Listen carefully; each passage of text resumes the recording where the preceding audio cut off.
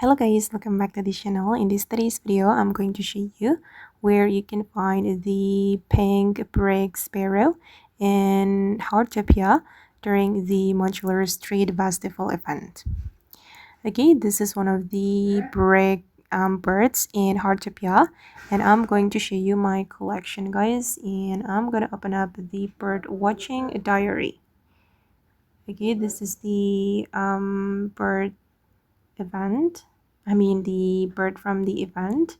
One of them is the Pink Brick Sparrow. And if you want to view this bird, you need to go to the Anen Mountain. Specifically, go to the stone cliff. Okay. I'm already at the Anen Mountain, guys.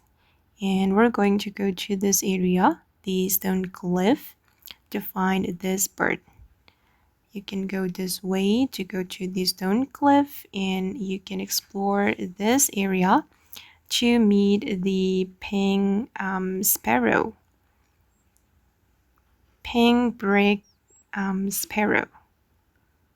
Okay, just explore this area to go to the stone cliff.